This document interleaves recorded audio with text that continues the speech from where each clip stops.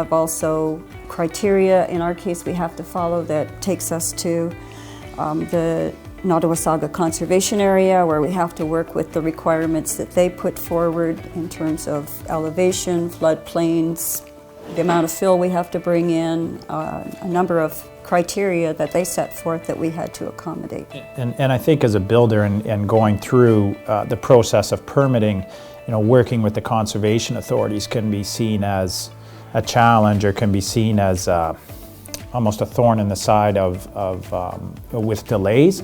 But the reality is that when we're done the project and we've complied to their guidelines, we are building a house that is resilient to the 100-year flood. Definitely being aware of the water table is MVCA has helped us with that. Well, that did become part of our challenge. Yes. Because we dealt with the fact that first we were going to do a basement, then they said no basement, then they said we have to do a slab on grade because of the water levels, and then eventually if we were able to raise the house out of the ground, then that brought the basement up, so we were allowed to have the basement again, so we could have a granny flat or a potential living quarter downstairs, which was, it made us explore other aspects of the house that we may not have ever done until we were challenged with the problem, right?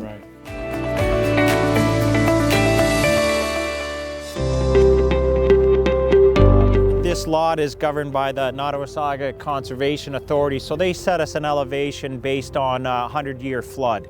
So what we're doing is we're building our house to the MVCA's guidelines that is going to elevate our house so that, if we have the 100-year flood, this house is will be fine. That is, we have to be 1 meter above the crest of the road. So we're going to, with the transit, shoot the crest of the road, transfer it to our grade stick, and off our drawings, we're going to, we'll know the elevation of the house based on that.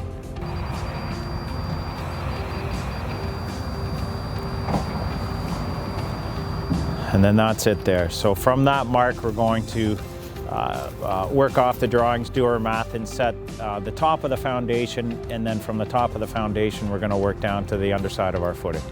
All right, so this is what we have. So what we've done with the laser is we have transferred the crest of the road to our grade stick here. Again, that it's attached to the telephone pole as it won't move. So this is our road mark. And what MVCA is telling us is that our lowest opening, which would be the bottom of our basement window, has to be 1 meter above the crest of the road. So what that does is this brings the bottom of our basement window to this point.